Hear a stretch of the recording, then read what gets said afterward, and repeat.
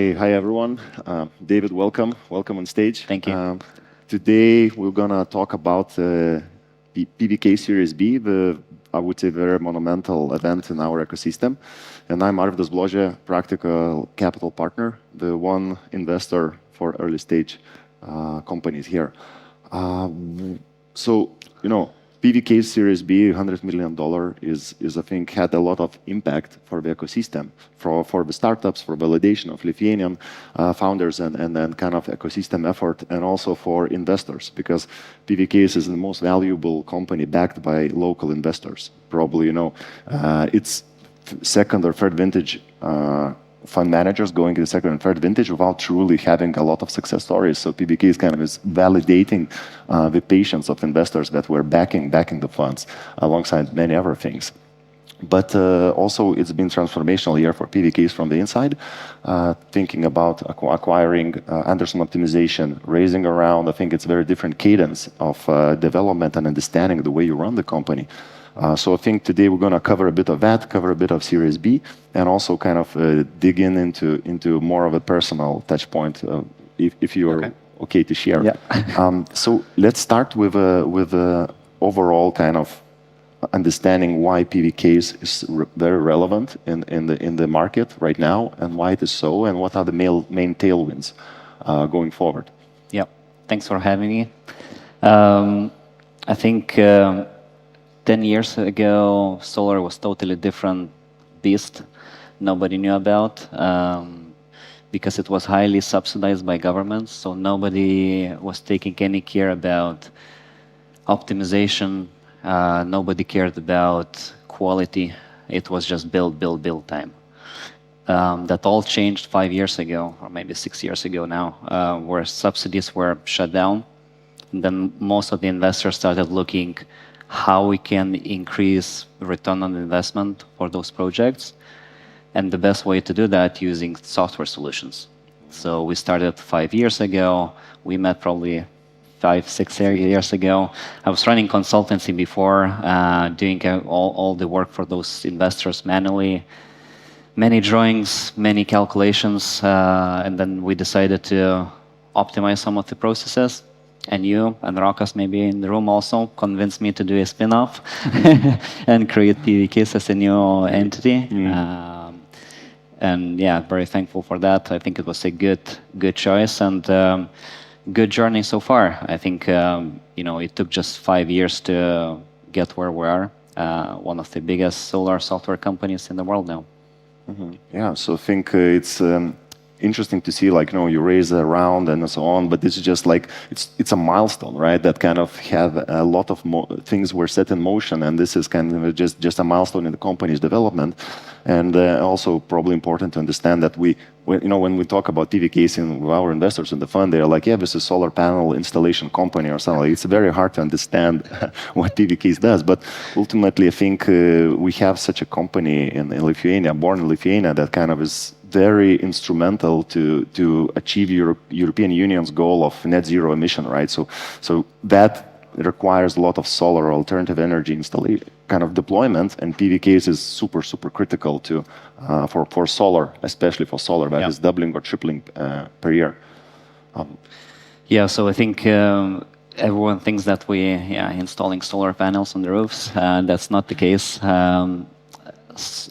PVcase as a software is used to design those power plants globally now. I think we have clients from 80 different countries, from Japan to Canada, Brazil.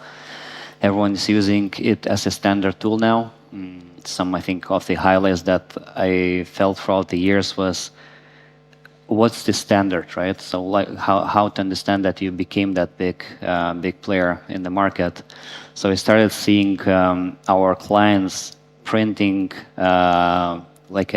guidance books, how to design big scale solar power plants using PVcase. And it actually printed client name to use PVcase to design.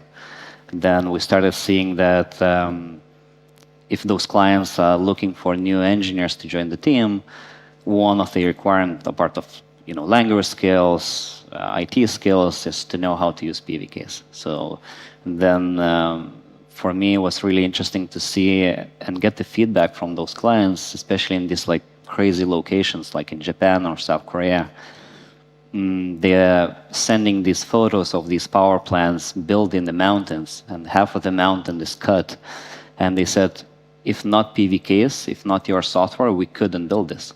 So it's many hours spent to design those, but a lot intelligence in the software itself that's like driving that. Yeah, I think it's pretty interesting how you kind of fit in, and then this $15 trillion deployed every year for alternative assets, alternative energy. PVcase also from day one we're heavily investing into R&D. So that's interesting point, because when we kind of invested in PVcase, and then when David and Doug came with the idea, right, it was this ground mount, utility scale ground mount, so meaning like you deploy solar park on ground, right? And we understood this is probably not like a $1 billion ARR type of market. That's why it was very nice to see like how you were constantly deploying R&D for new type of products with a very clear vision that's software for solar industry, right? And right now, not only organically you're growing, but you're also having an acquisition. So I would like maybe to have a zoom in a bit on this, like organic growth R&D versus acquisition, and acquisition, and how was it kind of thought process in your head? Okay, yeah. So I think when we met, the first question you asked, what's them? Yeah. How many licenses we can sell. And it was like, naturally, we felt that, you felt that it's not a huge market. So from not maybe day one, but maybe first year, we started developing new products that we are launching now. So it took 4 years to build those, but it's kind of piling up and expanding the TAM. So that was the idea, and I think we are starting to build new product every year that we are not announcing, but working with our clients to develop. We have R&D team working on innovation, on new features and understanding the market. But at the same time, especially after Series A, we started thinking about how to get to that TAM expansion or revenue faster. So building on your own or acquiring companies. So naturally, solar market is not that big. You cannot choose from thousands of companies to acquire, but we've been looking at the ones that have similar qualities that we have. So first, founder-led, motivated, running profitably. That was not a big topic, 4 or 5 years ago when you invested, but now it's becoming as a main first question from each investor. Then traction. Because you can look at when I was looking before at the companies, I thought if they reach certain ARR number, then they have the market fit. It turned out to be incorrect. We learned that lesson. I think it needs to be at a certain level. That level is now when we're seeing at least 3 million ARR. This is when the company is reaching that mark that is becoming like a known player, and the software is used quite well. So when we evaluating those two factors, I think during the acquisition of Anderson guys, I was underestimating how much time that will take. Now, when looking back, probably would develop that product maybe in 2 years, 2.5 years, maybe 3 years. The process took almost a year to close. So it was super challenging because they are based in the US. It's quite a big company. Biggest in the US, strong players there, quite a advanced team. So it was super challenging. So it's so many factors you need to think about and evaluate. But as I said, from day one, gut feeling is the winner. Yeah, I think you are the second company after Oxylabs to make an acquisition in US, and the acquisition meaning like fast growth, very, very good team kind of company that is super interesting, not only for you, but for many other players. So that's also an important milestone. I was wondering also if we could shift gears a bit and kind of look at the premise for fundraising, right, for the Series B. Because 2022, I think, was the year where it was like everyone was underwater at later stage, right? And somehow you were able to have super competitive process, right? Super interesting, and a lot of investors were chasing you. It looked like, you know, a pool of capital didn't shrink, but the criteria for investment shrunk so much that it was insane pressure of money to very limited amount of companies. But you still managed to navigate it perfectly. Maybe we can dive into that. Okay, yeah. Completely different process from Series A, for sure. I think we did Series A in 2021. So the best year to fundraise at that point. Highest valuation. So I would say comparing those both processes, Series A was by far much easier. It was led by the team, but partly or like heavily by founders, where Series B mostly led by team and me saying why and telling the story. So it was completely different. You need really strong finance, legal, operational teams. Like everyone needs to be in the process. I think the biggest advice I can give is to try to build network before. So I think we had so much traction during Series B because half or maybe 60% of those investors, I knew them for 2 or 3 or 4 years already. So spending time, you know, flying to London, meeting them, Switzerland, US, anywhere, just spending time with them for them to not only understand what we do, but also understand motivation of the founders and the management team. I think that was kind of critical for them, like why you're doing this, what's your story, like why you started this business, where you want to go. So they are spending quite a bit of time, you know, a part of the fundraise that's over beers and dinners to understand like why. And then when the time comes, you just reach out back to them saying, look, the process has started, you know us, you're interested or not, you're even driving the like valuation numbers, ticket size and that. And so part of them are saying, okay, it's not for us, maybe ticket size is too small. Some of them came back saying, okay, can you just update your financial numbers we have from like 6 months ago? So the process was easier, but I think building that relationship early is super critical. Knowing what type of investor you want, also very, very important. Because, you know, all these nice names, but they are giving a bit different angle, like how they can help and why they're investing in sustainable energy or I don't know, you know, AI or any of those. So do some homework. I really appreciate when you're asking questions that they know that you read, you know, articles on medium.com or anywhere about them. So they really appreciate that. And try to find new connections also. I think it was very competitive and oversubscribed in our case because when those big names knew us and started looking to invest, all the other investors came just instantly, you know, through our current investors, and that created a good kind of FOMO, maybe it's not a good word, but FOMO effect, and then, you know, valuation just started increasing that. So the one that we wanted. Yeah, investors seem to flock like birds, you know, at the sound of noise, like everyone is coming together to participate.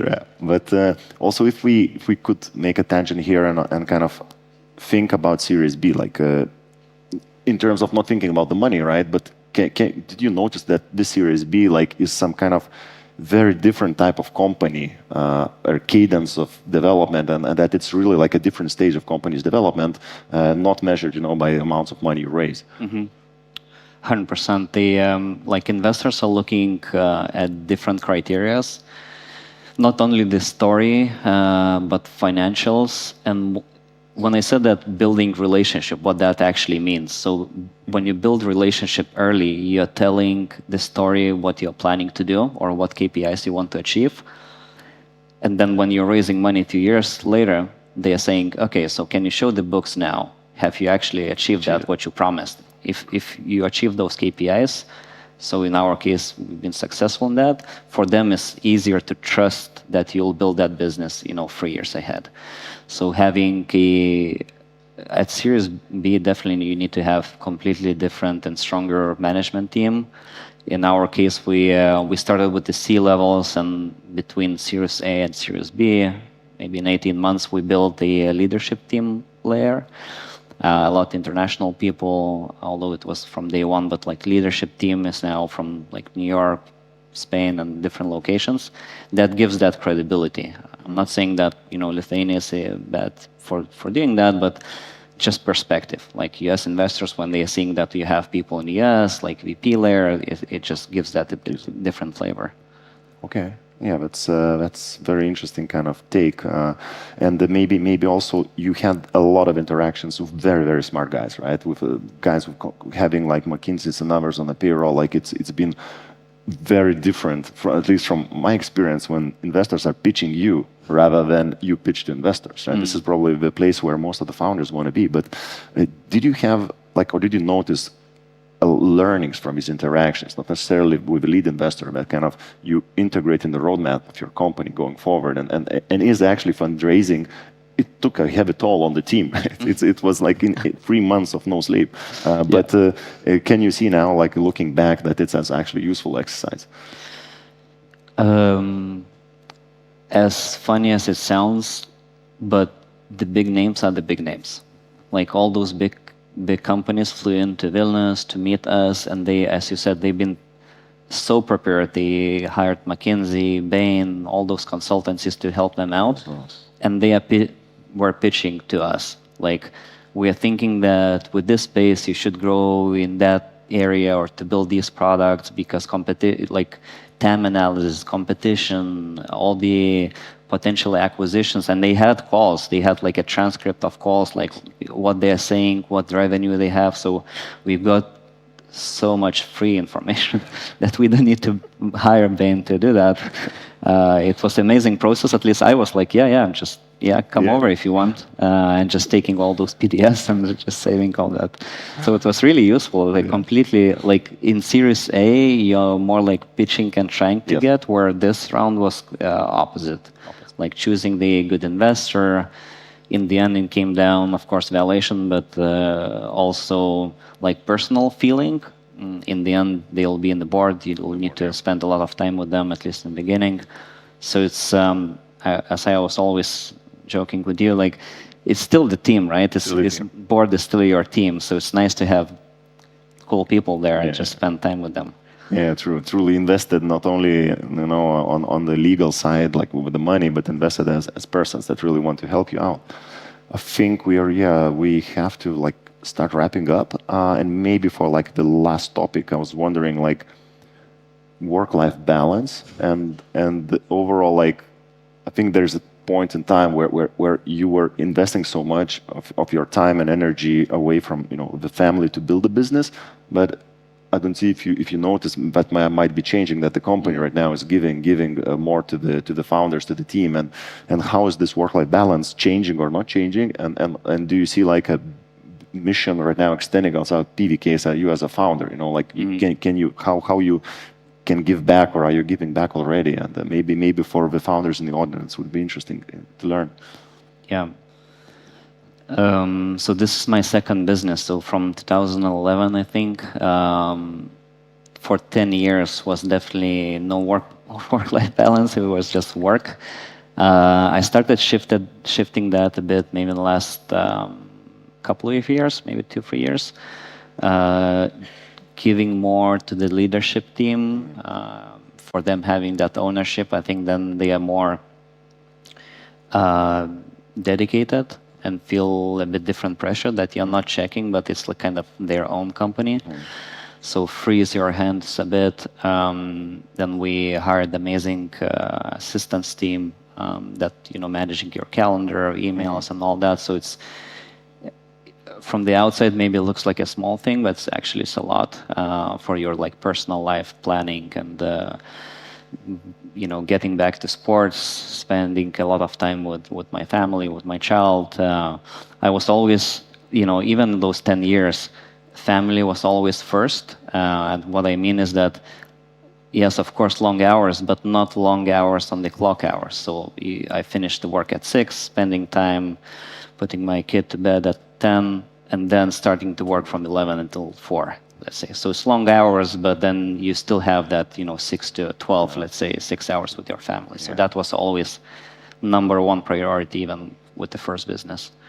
So that's, I think that's the biggest advice I can give. Like, business is business, but you can build many businesses. I think family it might be one. Might be one, exactly.